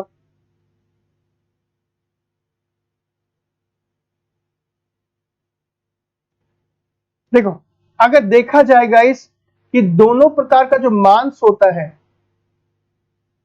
जो दोनों प्रकार का मांस का उद्देश्य एक ही होता है, पारंपरिक मांस उत्पादकों का विकल्प पेश करना, अधिक संख्या में लोगों की खाद्य जरूरत को पूरा करना और जूनोटिक रोगों के खतरे को कम करना और मांस की खपत के पर्यावरणीय प्रभाव को कम करना। ध्यान दीजिएगा गाइस क्या बोला मैंने कि जो दोनों की मांस की बात करें तो दोनों का एक ही क्या है उद्देश्य होता है। पारंपरिक मांस की बात करें तो पारंपरिक मांस का उत्पादों का विकल्प पेश करना, जो भी ट्रेडिशनल जो मीट का प्रोडक्शन होता है, ठीक है, उसका अल्टरनेटिव तैयार करना आए समझ में, और साथ में जो भी जेनेटिक डिजीज होती हैं उनके खतरों को कम करना। अभी जेनेटिक डिजीज का मतलब जानवर से ह्यूमन में होगा, ह्यूमन फिर धीरे धीरे फैलाएगा लोगों को। तो अगर कल्चर मीट खा रहे हैं तो कहीं ना कहीं ये बेनिफिशियल ये है कि उसमें कोई बीमारी नहीं होती, ठीक है। और जो हम मार्केट से जो लेते हैं, जो बूचर खाने से लेते हैं, ठीक है, उनमें बहुत सारे खतरे हो सकते हैं। अभी देखो ना जो कोरोना वायरस की बात करें, हालांकि मेन सोर्स कोरोना वायरस का नहीं पता चला है, कोरोना वायरस कहां से आया कैसे आया, किसी ने कोई कह रहा है कि लैब में है, कोई कह रहा है चमगादड़ से, जो भी है। इबोला की बात कर लेते हैं, भाई इबोला कैसे आया, ह्यूमन में आया तो भाई बैट से ना, फ्रूट बैट से तो आया। तो कहीं ना कहीं जो भी हम मीट खा रहे हैं, अगर वो मीट खाते हैं तो कहीं ना कहीं जेनेटिक डिजीज की संभावना बहुत ज्यादा हो जाती है। तो लैब मीट कहीं ना कहीं अच्छा विकल्प हो सकता है जिससे कुछ डिजीज जो होगी वो नहीं होगी। अभी देखो अगर हम बात करें कोशिकीय संरचना के संबंध में, सेलुलर स्ट्रक्चर की बात की जाए तो जो कल्चर मीट होता है या इसको कल्टीवेटेड मीट की जब हम बात करें तो जो कल्चर मीट या कल्टीवेटेड मीट जो बात करें तो वो जो पारंपरिक मांस के ही समान होता है। मतलब कि जो भी हम नॉर्मल मार्केट से लेके आते हैं मटन या चिकन, उसकी बात करें और जो लैब में हमने मटन या चिकन बनाया है वो दोनों जो है दोनों समान ही है। बस अंतर ये है कि जो कल्चर मीट होता है वो प्रत्यक्ष जानवर से उत्पादित नहीं होता। मतलब जो कल्चर मीट है उसके लिए हमें किसी जानवर को मारने की आवश्यकता नहीं है। ठीक है, अगर हम किसी जानवर को मार देते हैं तो भाई समझ रहे हो मैं क्या बोलना चाह रहा हूं, तो इसलिए इसको हम क्लीन मीट भी बोलते हैं। जीनोटिक डिजीज का मतलब नीलम, जीनोटिक डिजीज उसे कहते हैं जो जानवरों से मनुष्य में होता है, जो एनिमल टू ह्यूमन जो है स्प्रेड होता है। ठीक है सर, ये तो एडवांटेज हो गया ना। हाँ एडवांटेज हो गया सर। कल्चर मीट से ग्लोबल वार्मिंग का खतरा है? नहीं, कल्चर मीट से ग्लोबल वार्मिंग का खतरा कैसे हो सकता है, आप जरा आप मुझे समझाएं। Sir, human organ like heart, kidney can be produce in lab by using a tissue culture. Eras, मैं आपको वही तो कहा कि टिश्यू कल्चर अगर आप समझ में आ जाएगा आपको, तो मैं आपको स्टेम सेल बताऊंगा, तो वहां पे आपको समझने में आसानी होगी। तो अगर आपने जो पूछा है कि human organ like the heart, kidney can be produce in lab by using tissue culture, yes it is possible. वो पॉसिबल कैसे है वो मैं आपको टिश्यू कल्चर में उसमें बताऊंगा, क्या बोलते हैं इसको, स्टेम सेल में। तो जब आगे का टॉपिक होगा तो स्टेम सेल आप जरूर देखिएगा, उसमें ये जो आपने क्वेश्चन पूछा है वो प्रॉपर तरीके से आपका कंफ्यूजन दूर हो जाएगा।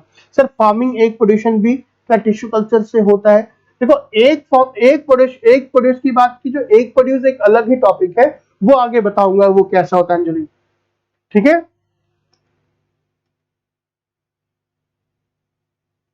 अब देखो बेनिफिट ऑफ कल्टिवेटेड मीट या कल्चर मीट या क्लीन मीट बोल सकते हो, या टिश्यू कल्चर मीट की बात करें।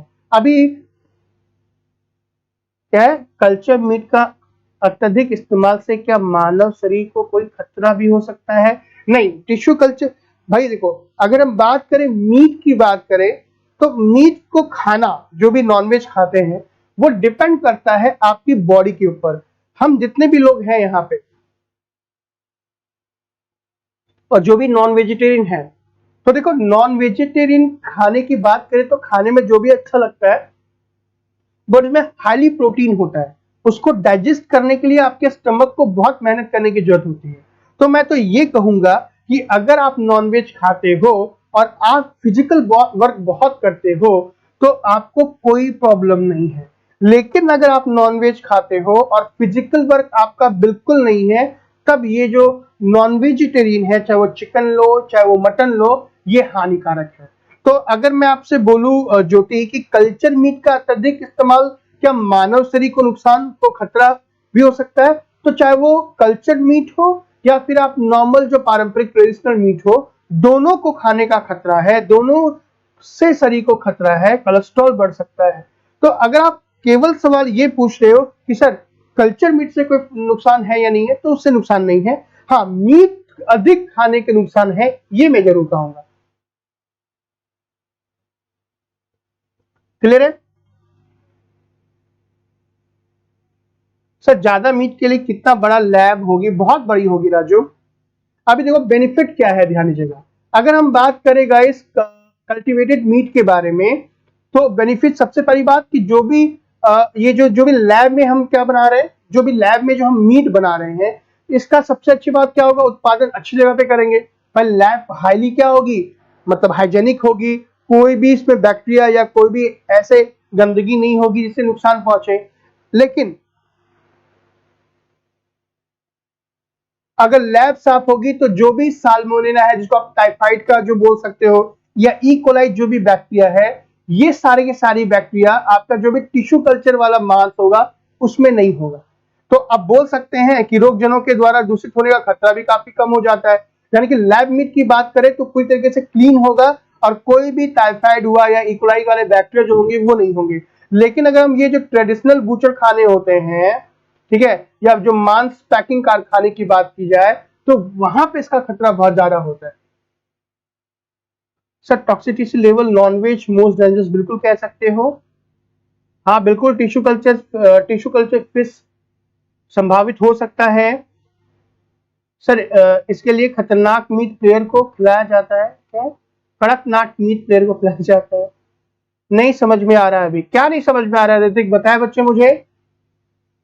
देखो मेरी बात ध्यान से सुना, अगर आप जितने भी लोग नॉन वेजिटेरियन हो, अगर आपने नॉन वेज लेने के लिए अगर आप बूचर खाने में गए होगे, तो भाई साहब एक भी बूचर खाना मैंने नहीं देखा जो पूरी तरीके से क्लीन हो। वहां एक तो बदबू आती है, इतनी सारी मक्खियां होती हैं, पूरी तरीके से अनहाइजीन होता है। तो सोचो ऐसी जगह पे अगर आप मीट लेने जा रहे हो तो वहां पे कुछ बैक्टीरिया ये रहने की संभावना बहुत ज्यादा है। तो कहीं ना कहीं जो ट्रेडिशनल मीट होता है वो नुकसानदायक हो सकता है, बट लैब मीट की बात की जाए तो उसमें कोई भी ऐसा हार्मफुल सब्सटेंस नहीं होगा। तो हम कह सकते हैं कि जो आपका टिश्यू कल्चर मीट है वो काफी अच्छा मीट है।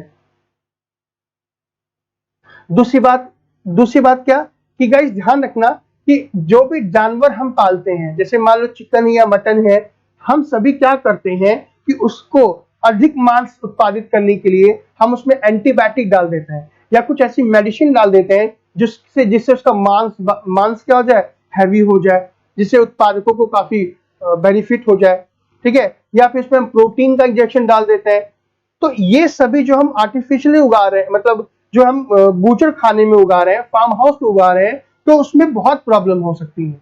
लेकिन अगर कल्चर मीट की बात की जाए तो उसमें एंटीबायोटिक दवा तो हम नहीं डालते, जिससे एंटीबायोटिक प्रतिरोध क्षमता में वृद्धि हो जाएगी और सार्वजनिक स्वास्थ्य के लिए खतरा भी कम हो जाता है। यानी कि अगर आप हेल्थ की बेनिफिट की बात करें तो हेल्थ की बेनिफिट के दृष्टिकोण से जो कल्चर मीट होता है वो सबसे ज्यादा प्रभावशाली होता है, क्योंकि इसको उगाने में हमने कोई भी मेडिसिन नहीं डाली है, हमने कोई एंटीबायोटिक नहीं डाली है, कोई भी हमने इसमें स्टेरॉइड्स का यूज नहीं किया है। जबकि अगर हम फार्म हाउस की बात करें तो बहुत सारे स्टेरॉइड्स का यूज करते हैं वहां पे। समूल कर्तव्यों के अनुसार प्राकृतिक पर्यावरण के अंतर्गत वन अच्छा करें। हाँ बिल्कुल सही कहा आपने नरेंद्र, शुद्ध शाकाहारी बने। मैं भी बिल्कुल शुद्ध और शाकाहारी हूँ ज्योति। अब तो और मजा आ रहा है ऐसा पढ़ने में, स्लाइड हिंदी में हो गई।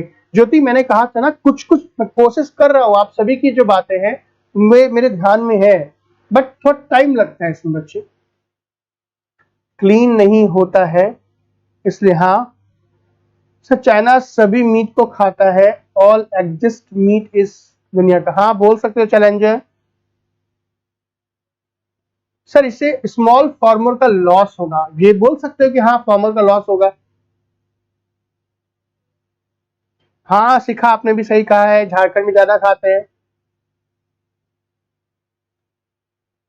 सर जो एनिमल है उनका महत्व कम हो जाएगा, ऐसा नहीं है, कट नहीं होगा, पूरी तरीके से तो नहीं कर पाएंगे ना। सर इसके पीछे का कॉन्सेप्ट नहीं पढ़ा इसलिए समझ नहीं आ रहा, आप पढ़ा बेहतर अच्छी तरीके से। ऋतिक पूरी वीडियो देखोगे तब समझ में आएगा बच्चे। हम भी शुद्ध शाकाहारी, अच्छी बात है। देखो नेक्स्ट आओ। अब ये जो कल्चर मीट है ये जो है कब तक अवेलेबल होगा? हालांकि अभी इसको सिंगापुर जो है पहली बार, सिंगापुर ने पहले से क्या किया, इसे अवेलेबल किया है कस्टमर के लिए, लेकिन अभी पूरी तरीके से ये संभव नहीं है। तो कब तक आएगा और लैब मीट को बनाने में क्या क्या प्रॉब्लम हो सकती है, तो देखो इसके बारे में थोड़ा सा डिस्कस कर लेते हैं। जो कल्चर मीट की जब बात करें तो कल्चर मीट के व्यापक रूप से उपलब्ध होने में अभी कई महत्वपूर्ण बाधाएं हैं। मतलब कि कल्चर मीट अभी स्टार्टिंग सिंगापुर ने किया है, लेकिन अभी बहुत सारी प्रॉब्लम्स हैं इस कल्चर मीट को लेकर के। जैसे सबसे पहली बात तो सामर्थ्य नहीं है अभी क्या है, कल्चर मीट को उगाने के लिए लैब की आवश्यकता होनी चाहिए, टेक्निकल नॉलेज की आवश्यकता होनी चाहिए, साइंटिस्ट भी तो होने चाहिए। ऐसा थोड़ी है कि आज लैब मीट सिंगापुर ने कर लिया, मैं भी कल को जाकर नहीं, मैं भी अब क्या कर रहा हूँ, लैब मीट बना रहा हूँ। तो उसके लिए हाई डेवलप्ड लैब होना चाहिए, नॉलेज होनी चाहिए। तो कहीं ना कहीं अभी कस्टमर के लिए अवेलेबल इजिली नहीं हो पाएगा। दूसरा कि जो गाइस उपभोक्ताओं का अंधविश्वास, अब आप में से बहुत लोग ऐसे भी होंगे कि नहीं यार पता नहीं लैब में क्या बनाया होगा क्या नहीं होगा, आर्टिफिशियल है ना, नेचुरल नहीं है। जो चीज नेचुरल होती है वो नेचुरल होती है। जैसे आप में से एक मैंने देखा, इसमें कमेंट देखा, बहुत सारे अच्छे मैसेज आ रहे हैं,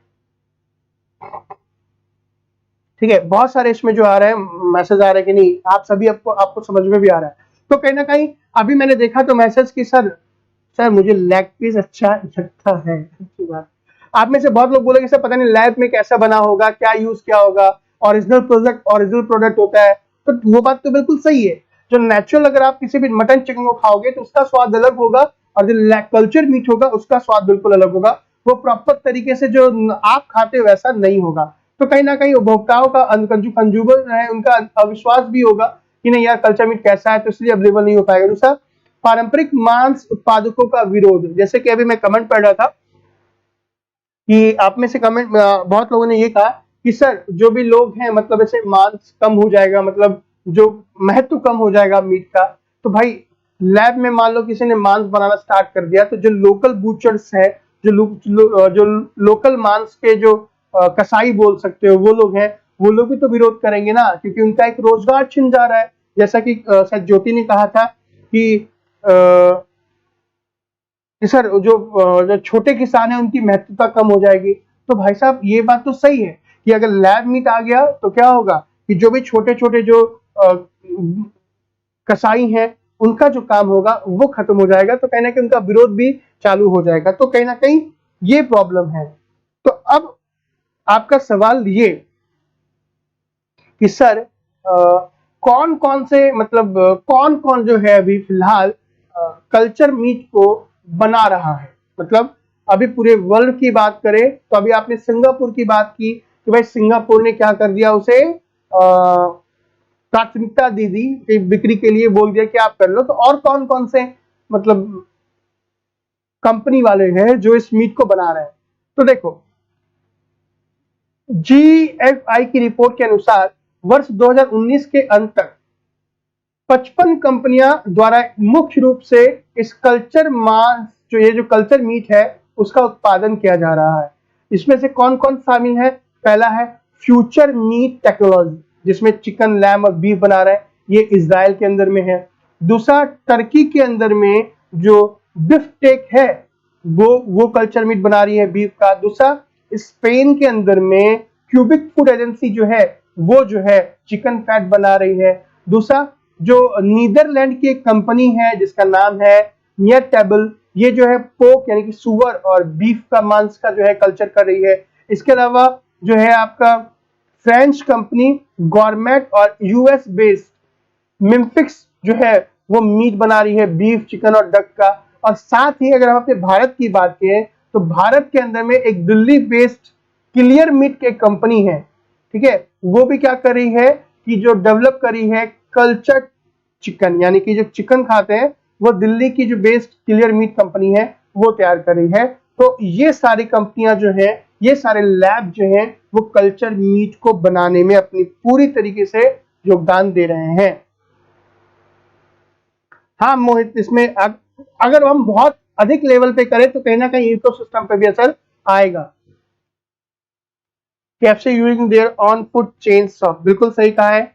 अभी देखो यहां तक मेरे ख्याल से आपको समझ में आ गया, यानी कि यहाँ पे मैंने आपको दो करंट भी बता दिए और करंट के अलावा जो बेसिक कॉन्सेप्ट है टिश्यू कल्चर का वो भी बता दिए।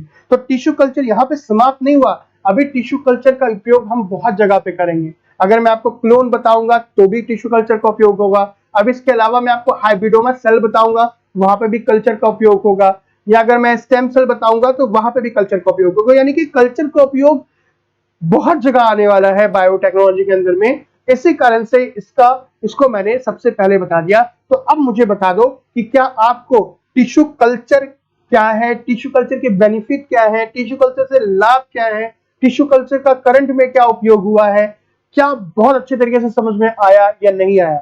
अगर नहीं आया तो आप मुझे कमेंट करके बताएं, मैं आपको फिर से समझाऊंगा, ठीक है। निर्भय सिंह सर, आप बहुत अच्छा पढ़ाते हैं, love you sir, love you too बच्चे। निर्भय सर, लॉन्ग सुअर कैसे खाते हैं? लोग सुअर कैसे खाते हैं? बच्चे खाते हैं, खाना तो है उनका। फटाफट आप मुझे कमेंट करके बताएं कि समझ में आया या नहीं।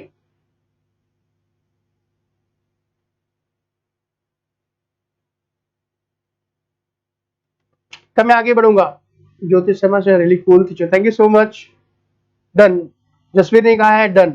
फटाफट आप सभी कमेंट करें तभी मैं आगे बढ़ूं कि हाँ भाई आप सभी को समझ में आया है कि नहीं। क्योंकि देखो बायोटेक्नोलॉजी में बहुत सारे इंटरेस्टिंग टॉपिक भी हैं, अभी और भी इंटरेस्टिंग टॉपिक आएंगे, मैं बताऊंगा। तो सर आप पढ़ाए समझ में ना ऐसा हो, ऐसा नहीं है, मैं कोशिश तो कर रहा हूं आपको समझाने की, बहुत अच्छे तरीके से आ गया बिल्कुल।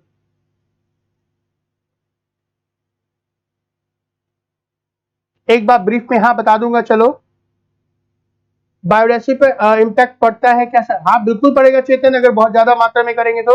Not it, okay. चलो मायू ने कहा है अच्छे समझ में आया, रागनी ने कहा है समझ में आ गया, ठीक है, थैंक यू सो मच निर्भय। चलो तो नेक्स्ट हम बात कर लेते हैं आगे टॉपिक के बारे में, हाइब्रिडोमा सेल टेक्नोलॉजी के बारे में। ध्यान देना कि ये हाइब्रिडोमा सेल जो है इसकी इंपॉर्टेंस जो है इस कोरोना में काफी हो गई। इसमें एक बहुत ही इंपॉर्टेंट टॉपिक है, मतलब एक रिसर्च भी आया है, मैं आपको बताता हूँ। सर लग ही नहीं रहा कि ऑनलाइन क्लासेस, बिल्कुल ऑफलाइन क्लास में तो और मजा आने वाला है। जैसे ये लॉकडाउन खत्म हो जाए फिर हम ऑफलाइन क्लास में मिलेंगे और अच्छे तरीके से करेंगे। चलिए डन डन डन डन। तो देखो हाइब्रिडोमा सेल टेक्नोलॉजी की बात करेंगे। सर मीट का एक्सपोर्ट होता है तो ये खराब नहीं होगा? नहीं, देखो मीट का एक्सपोर्ट होगा तो खराब होगा ही होगा। कहने का मतलब है कोई भी चीज अगर क्या हो मीट से बनी हो तो खराब होगी अगर लॉन्ग टर्म तक रखेंगे तो। थोड़ा बहुत उसको वो कर सकते हैं, रेफ्रिजरेटर में रख देंगे या और भी बहुत तरीके हैं इसको प्रिजर्व करने का। अंजलि टिश्यू कल्चर के कॉन्स क्या, बहुत सारे कॉन्स से बताया था मैंने भी, तो पहले पढ़ना एक बार। बरेली होगी, बरेली चेतन। सर जैसे फ्लावर का डायग्राम समझाया वैसे एनिमल का भी। अंजलि अभी मैं समझाऊंगा वो एक जब एम्ब्रायो ट्रांसफर आएगा तब अभी समझाऊंगा। अंजलि आप परेशान ना हो। चलिए देखिए हाइब्रिडोमा सेल टेक्नोलॉजी क्या है गाइस। हाइब्रिडोमा सेल एक प्रकार की एक ऐसी तकनीकी है जिसमें हम इच्छित एंटीबॉडी को लेकर के एक विशेष प्रकार के एंटीबॉडी का निर्माण करते हैं जिसका नाम है मोनोक्लोनल एंटीबॉडी। ध्यान दीजिएगा हाइब्रिडोमा सेल क्या है। हाइब्रिडोमा सेल एक प्रकार की ऐसी टेक्नोलॉजी है जिसके अंतर्गत हम क्या करते हैं, हम इच्छित मतलब एक विशेष प्रकार के या अपनी इच्छा अनुसार एंटीबॉडी का निर्माण बहुत ही बृहद पैमाने पे करते हैं और जो भी एंटीबॉडी इस टेक्निक के द्वारा बनेगी उसे हम मोनोक्लोनल एंटीबॉडी कहेंगे। इसलिए किसान रेल भी चलाई गई है और भी बहुत सारे किसान रेल के बारे में बताऊंगा बच्चे। सरकार साहब दिल्ली में भी पढ़ाते तो कितना अच्छा होता। ज्योति मैं दिल्ली ही रहता हूं बच्चे, मैं दिल्ली में ही पढ़ाता हूं, लेकिन फिलहाल अभी ये जो क्लास हो रही है मुख्यमंत्री वाली वो बरेली के लिए ले रहा हूं। मैं दिल्ली ही रहता हूं वैसे। ठीक है सर मैं गोरखपुर से हूं। ऑफलाइन, हाँ ऑफलाइन मिलेगी बच्चे क्लास। ठीक है सर मीट के सही रहने की गुण एक बस होती है, बोल सकते हैं। चलो देखो तो हाइब्रिडोमा सेल टेक्नोलॉजी के बारे में समझ में आ गया। सो गाइस अगर हाइब्रिडोमा सेल टेक्नोलॉजी की बात की जाए तो इसको डिस्कवर किसने किया था एक बार देख लो। देखो इसको जो डिस्कवर किया गया था 1975 में दो वैज्ञानिकों द्वारा। ठीक है, एक थे वेस्ट जर्मनी के जॉर्ज कॉलिकर और दूसरे थे अर्जेंटीना के कैसल मेल्स्ट्रीन। हालांकि अब ये जो है यूके के अंदर में काम कर रहे हैं। अभी एक चीज का ख्याल रखेंगे कि ये जो हाइब्रिडोमा सेल टेक्नोलॉजी के बारे में मैंने आपको बताया उनको डिस्कवर किसने किया, दो वैज्ञानिकों ने। कौन कौन सा, जॉर्ज कॉलिकर और दूसरा कैसल मेल्स्ट्रीन। ठीक है, अभी एक चीज ध्यान रखिएगा, मैं जो कहना चाह रहा हूं कि जो हाइब्रिडोमा सेल टेक्नोलॉजी है वो अभी आपको शायद समझ में नहीं आ। मैं बहुत बेसिक से बताता हूं कि हाइब्रिडोमा सेल टेक्नोलॉजी क्या है। देखो कृत्रिम तरीके से हम बॉडी के अंदर में जो इम्यून सिस्टम जो डेवलप करती है, जो एंटीबॉडी होती है, उसको हम लैब के अंदर में एक बड़े स्तर पर बनाएंगे। किसमें बनाएंगे, लैब के अंदर में बड़े स्तर पर बनाएंगे। अब कैसे बनाएंगे, क्या मोनोक्लोनल एंटीबॉडी क्या होती है, ध्यान से देखना। अब हम सभी बीमार होते हैं, आपको ये तो अच्छी तरीके से पता है। तो जब हम बीमार होते हैं तो उसके लिए रिस्पॉन्सिबल कौन है, हमारे शरीर की रोग प्रतिरोधक क्षमता। तो रोग प्रतिरोधक क्षमता जो होती है वो किस पे डिपेंड होती है, सर ये अच्छे तरीके से पता है, WBC पे। अगर WBC व्हाइट ब्लड सेल्स अगर क्या हो जाए, कम हो जाए, तो क्या होगा, हमारे शरीर की रोग प्रतिरोधक क्षमता कम होने लगेगी। कंफर्म है, तो रोग प्रतिरोधक क्षमता अगर कम हो जाए तो हम बीमार पड़ेंगे, और बीमार होने के बाद धीरे धीरे हमारी बॉडी के अन्य अंग काम करना बंद कर देंगे, जिससे हमारी डेथ हो जाएगी। तो अब अगर मान लो कि किसी भी बीमारी में अगर हमने WBC के घटते स्तर को मेंटेन कर लिया, तब कोई बीमारी होगी, तब कोई प्रॉब्लम होगी? नहीं होगी। अब मैं कुछ ऐसी बीमारियों के बारे में बात करता जिसमें इम्यून सिस्टम पूरी तरीके से कम हो जाती है, रोग प्रतिरोधक क्षमता कम हो जाती है। जैसे अभी कोरोना वायरस की बात करते हैं, तो कोरोना वायरस बेसिकली कर क्या रहा है? आपकी बॉडी का इम्यून सिस्टम भी तो कमजोर कर रहा है। एड्स की बात करें, आपकी बॉडी का इम्यून सिस्टम ही तो कम कर रहा है। इबोला, जीका, इन सभी बीमारियों में कहीं ना कहीं हमारी बॉडी का इम्यून सिस्टम ही तो वीक हो रहा है, जिसमें इम्यून सिस्टम वीक होगा, तरह तरह की बीमारियां आ जाएंगी और फिर हमारी डेथ हो जाएगी। तो हम हाई वीडियो सेल में क्या करते हैं, उसी इम्यून सिस्टम को यानी कि WBC के स्पेशल सेल को हम आर्टिफिशियली ग्रो करते हैं। अब वो आर्टिफिशियल कैसे ग्रो करते हैं, एक बार देखो हमारी बॉडी के अंदर में जो एंटीबॉडी होती है वो WBC के किससे, मतलब हमारी बॉडी की जो एंटीबॉडी होती है, रोग प्रतिरोधक जो क्षमता होती है, वो लिम्फोसाइट सेल से होती है। किससे? Lymphocyte cell. इसका नाम याद रखेंगे बच्चे, ये है लिम्फोसाइट सेल। लिम्फोसाइट सेल क्या है? एक एंटीबॉडी हमारे शरीर की है। तो हमने क्या किया, अपने शरीर से एंटीजन डाल के एंटीबॉडी यानी कि हमने लिम्फोसाइट सेल को बाहर निकाल लिया।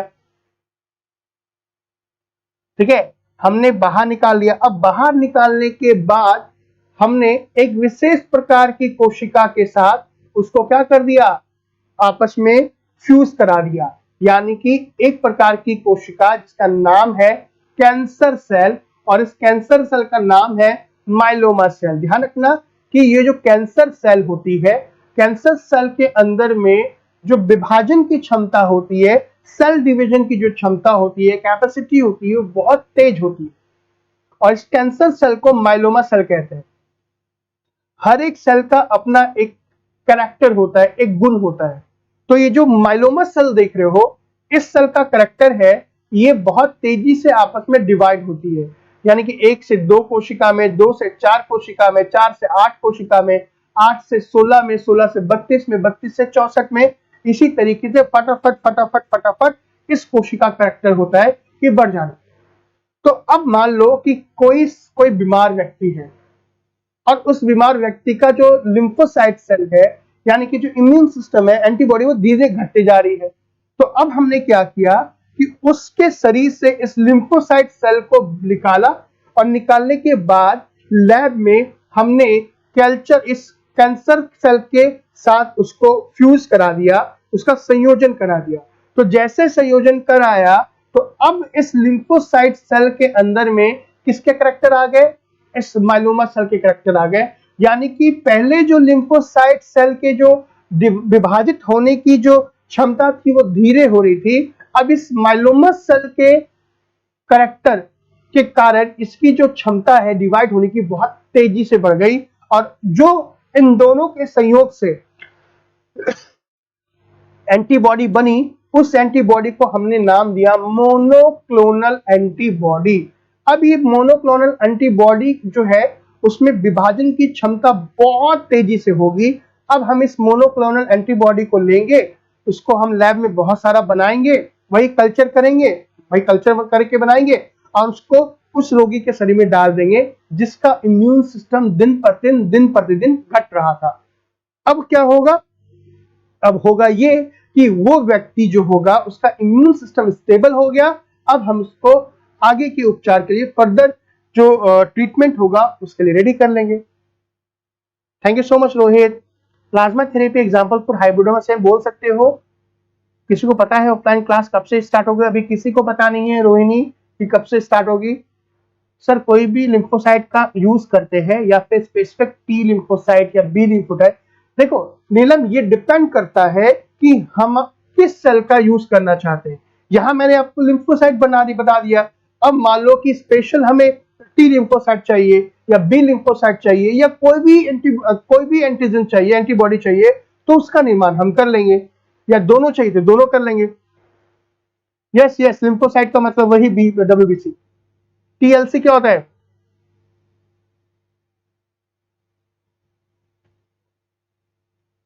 ठीक है, क्लियर है गाइस? एड्स में क्या, एड्स में काम आएगा? हाँ बिल्कुल एड्स में काम आएगा। अभी ये प्रॉपर तरीके से सब में काम आएगा।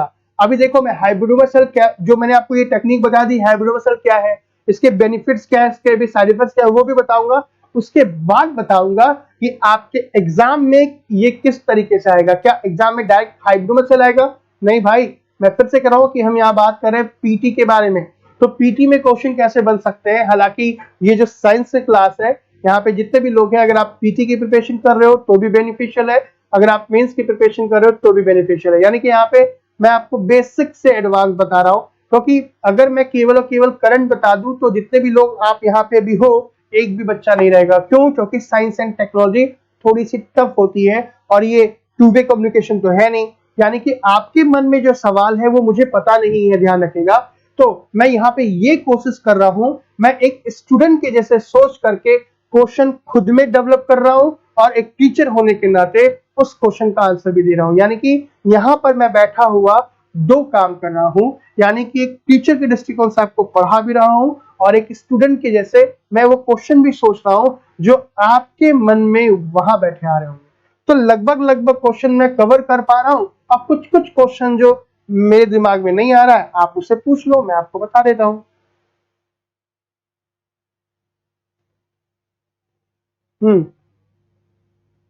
सर टैबलेट कब तक मिलेगा ललित? कौन सा टैबलेट बच्चे? कैंसर सेल एग्जाम्पल के लिए यूज किया है। हाँ, कैंसर सेल एग्जाम्पल के लिए इसलिए यूज किया गया है प्रेरणा, क्योंकि जो एग्जाम, नहीं देखो, कैंसर सेल के अंदर में कैरेक्टर होता है तेजी से।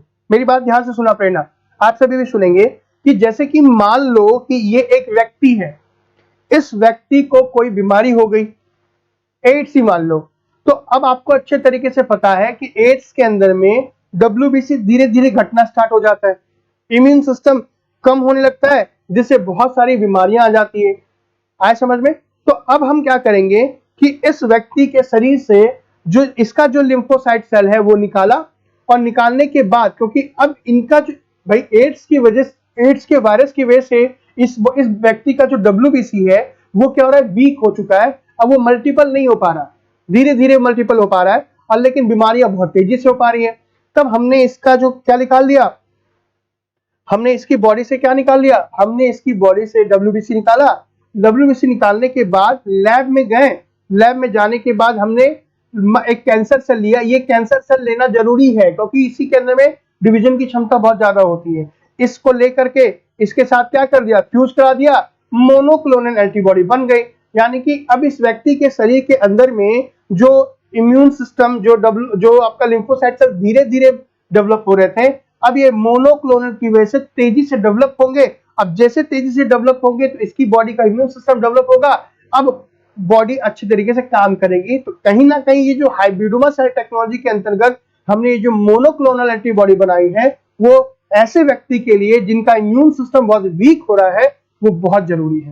क्योंकि देखो वायरस का तो कुछ पता नहीं है, अभी वायरस आ गई, कल वो म्यूटेंट हो जाएगा, मतलब परिवर्तन हो जाएगा। वायरस की जब बात करते हैं तो वायरस का एक सबसे बड़ा गुण क्या होता है, म्यूटेशन। वायरस अपने आप को क्या कर लेते हैं, परिवर्तित कर लेते हैं। जैसे कोरोना की बात कर रहे हैं, तो हम इस हाइब्रिडोमा सेल टेक्नोलॉजी को, यानी कि मोनोक्लोनल एंटीबॉडी को, ये जो कोविड है इसको किस तरीके से कनेक्ट करेंगे और क्या न्यूज है वो मैं आपको बताऊंगा। नहीं, कैंसर को सेल को डायरेक्ट शरीर में नहीं डाला जा सकता है, तो बाकी शरीर के सारे सेल बढ़ जाएंगे ना। मान लो कि आपकी बॉडी में कैंसर सेल कहीं पे आ गए, जैसे मान लो मेरे हाथ पे, तो अगर यहाँ पे कैंसर सेल के करेक्टर आ गए तो यहाँ पे ट्यूमर हो जाएगा ना, क्योंकि ये सेल बढ़ जाएंगे।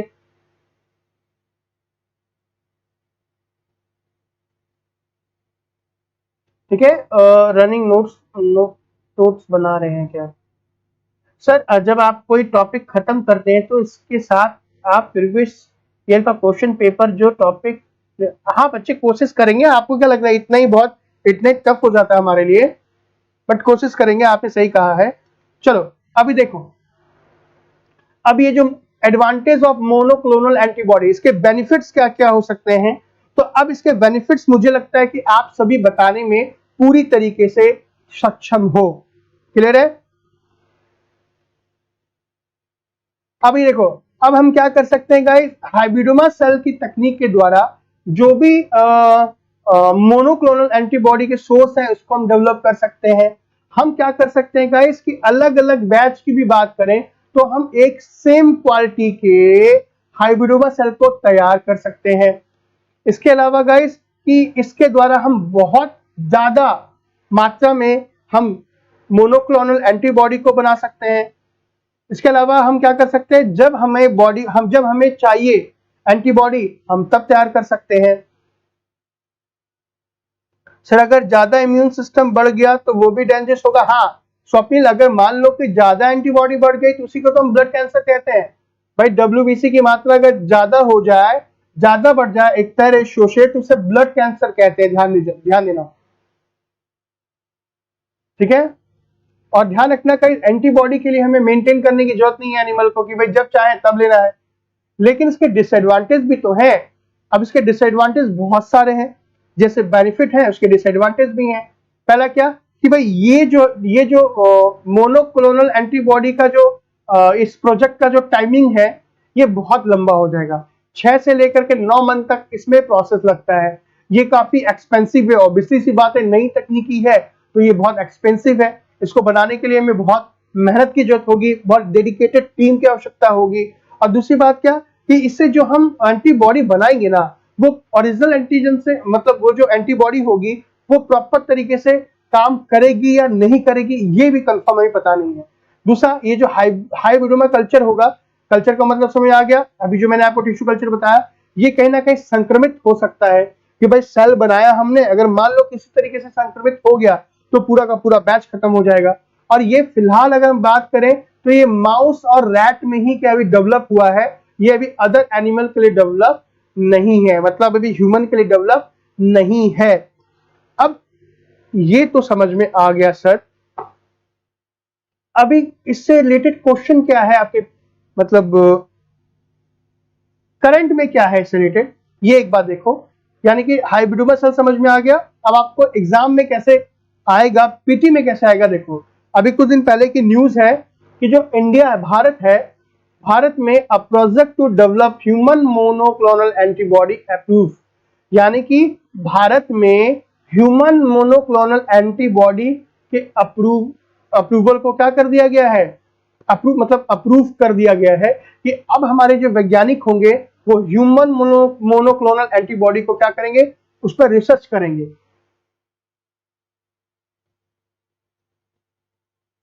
नहीं, इस पे अभी पीडीएफ नहीं होगी बच्चे, जो क्लास हो रही है अभी वो क्लास ही हो रही है। ध्यान दीजिएगा, ह्यूमन मोनोक्लोनल एंटीबॉडी क्या है। मोनोक्लोनल एंटीबॉडी समझ में आ गया, वही हाइब्रिडोमा सेल है, बट इसको अप्रूव किया गया है अभी फिलहाल के लिए। तो किसने अप्रूव किया है, क्या है, एक बार देखो guys. Council of scientific and industrial research, जिसको CSIR बोल सकते हो, जो ह्यूमन मोनोक्लोनल एंटीबॉडी के लिए new millennium Indian technology leadership initiative programme के तहत कार्य करने के लिए कह दिया गया है। आप कह सकते हो कि जो CSIR है उन्होंने NMITLI को इस काम के लिए मंजूरी दे दी गई है।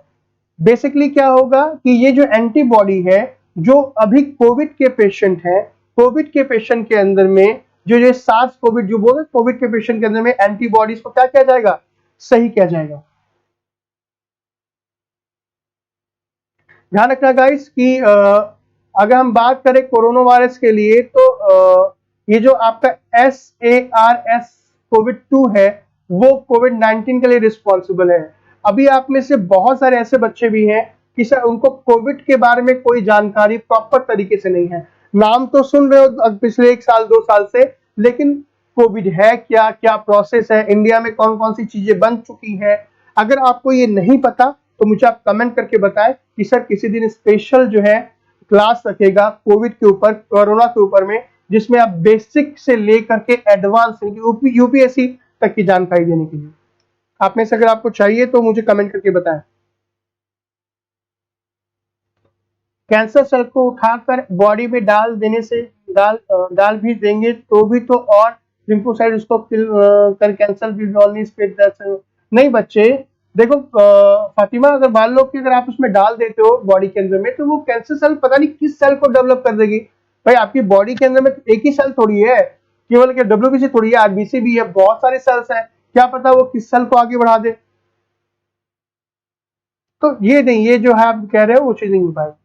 ठीक है गाइस, तो अब ये बेसिकली क्या होगा कि जो ह्यूमन मोनोक्लोनल एंटीबॉडीज है, जो भी कोविड पेशेंट है उनके सही से लिए जाएगा, और ये जो होगी काफी अच्छी किस्म के जो एंटीबॉडीज का उपयोग करेंगे हम, ताकि क्या हो कि जो वायरस हमारे शरीर के अंदर में आ रहा है वो वायरस क्या हो, पूरी तरीके से न्यूट्रलाइज हो जाए। चलो ठीक है, बिल्कुल क्लास कोविड के ऊपर, ठीक है चलो, ठीक है चलो, आप सबने कहा तो कर लेंगे। और ध्यान रखना गाइस कि अभी जो ये जो अप्रूव किया गया है ह्यूमन मोनोक्लोनल एंटीबॉडी, ये आने वाले समय में क्या होगा कि जो भी कोविड के जो भी नए वेरिएंट होंगे, जैसे अभी डेल्टा वेरिएंट आ रहा है, तो उस पे भी ये जो ह्यूमन क्लोनल एंटीबॉडी है वो भी काम करेगा। हाँ चलो रख लेंगे।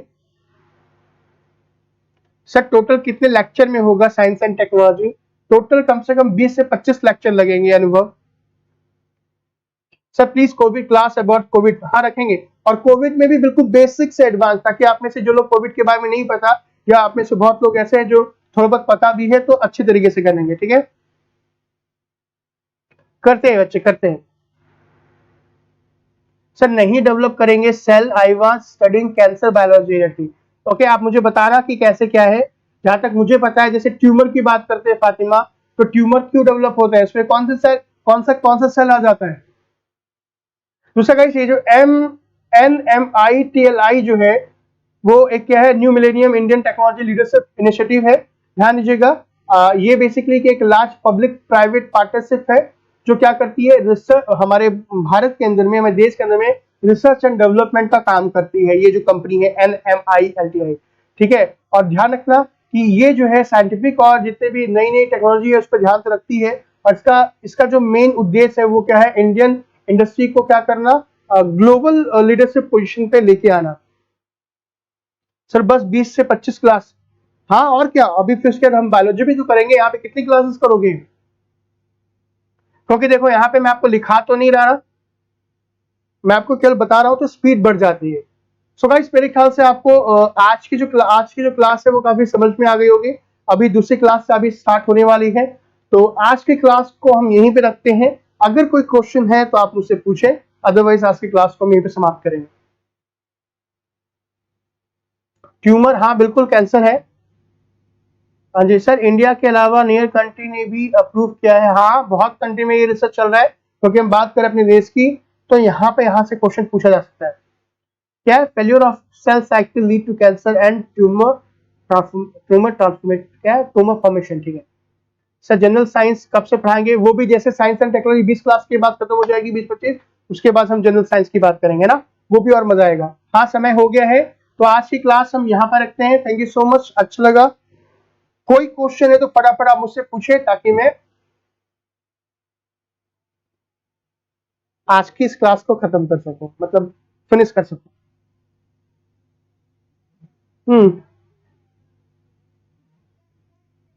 I can happen in any cell which undergoes subdivision only limited difference। क्या बात है, ठीक है। now to सब प्लीज कंप्लीट नोट्स रिपीट। अनुभव, अभी ये बाबू अभी क्लास केवल चल रही है, पीडीएफ के लिए बहुत टाइम चाहिए होता है। ठीक है, कोशिश की जाएगी, आपने कहा है तो कोशिश की जाएगी, बट फिलहाल के लिए आप यहाँ पे जो मैं पढ़ा रहा हूँ वो मेरे ख्याल से इनफ है। Very helpful video, thank you so much. तो चलो, अभी आप सबके कोई क्वेश्चन नहीं है, मुझे लगता है कि sir Anjali, thank you sir, this was my first class, कैसा लगा बताएं मुझे। सर फिजिक्स में पढ़ाएंगे, थोड़ा सा, ज्यादा फिजिक्स नहीं होगी, थोड़ी बहुत होगी। Thank you so much Neelam, thank you बच्चे। ये NMITL स्टडीज कब हुआ ये देखना पड़ेगा, ये फैक्ट है, एक बार आप नेट पे देख लीजिएगा। जय हिंद बच्चे। तो चलो आज की क्लास को हम यहाँ पे समाप्त करते हैं, ठीक है। हाँ विनर, फिजिक्स, केमिस्ट्री, बायोलॉजी ये सारी चीजें मैं कराऊंगा। जैसे ये साइंस एंड टेक्नोलॉजी खत्म हो जाएगी फिर जनरल साइंस में हम करेंगे, ठीक है। कल का टॉपिक क्या होगा? कल का टॉपिक इसे में हम आगे करेंगे। जैसे टिश्यू कल्चर की बात कर रहे थे ना, तो टिश्यू कल्चर का उपयोग जैसे प्लांट में बता दिया, अब एनिमल में किस तरीके से होगा कल हम बात करेंगे। क्या कल हम बात करते हैं, चलो देखते हैं। कल आज की क्लास तो यहाँ पे रखते हैं, कल के कल देखेंगे। कल भी बायोटेक्नोलॉजी से संबंधित कोई क्लास होगी। तो चलो थैंक यू सो मच, आज से इतना रखते हैं, कल वापस मिलते हैं।